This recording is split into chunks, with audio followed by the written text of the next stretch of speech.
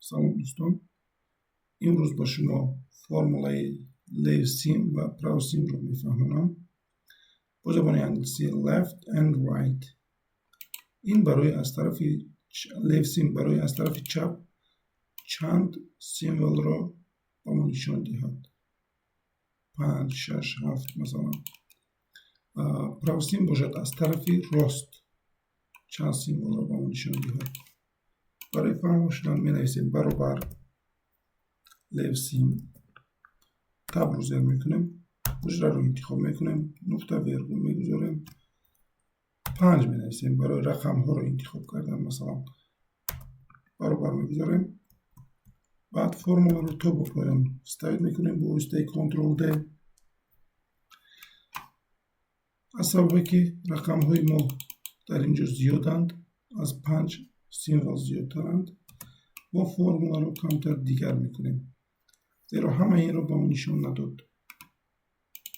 در اینجا 5 سیمبلش نشان داد. از سر می نویسیم برابر لیوسین، بعد اید رو انتخاب میکنیم،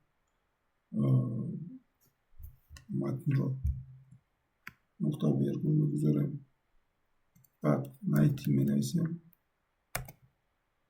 ناخنک، حجره خالی ناخنک، نقطه ویرگول، بعد در اینجا باز حجره لازمه رو می نویسیم، ایدو و قوس رو 2 بار می پوشیم، زیرا 2 فرمولا داریم. فرمولا رو تا با پایان استفاده میکنیم با واسطه کنترل د. همه رقم ها رو تا آخر با ما نشان داد. متن ها رو نگیریم. در اینجا باشد نام ها رو باید بر اینجا بذاریم. از طرف راست حساب میکند برابر پراوسین، تب رو زیر میکنیم.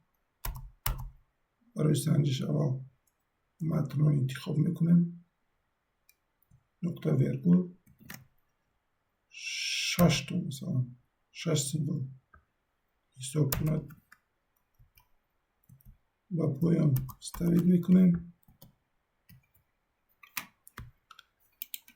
چقدر که میبینید در اینجا خطا نشون میدهد، حتی نسب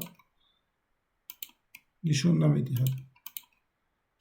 در اینجا نیز فرمولا رو عوض میکنیم، برابر میگذاریم، پراوسین، تب رو زیر میکنیم، حجره رو انتخاب میکنیم، نقطه ویرگول، بعد فرمولای длина строка رو استفاده میبریم. باز ای2 رو انتخاب میکنیم، یعنی حجره لازمه رو 2،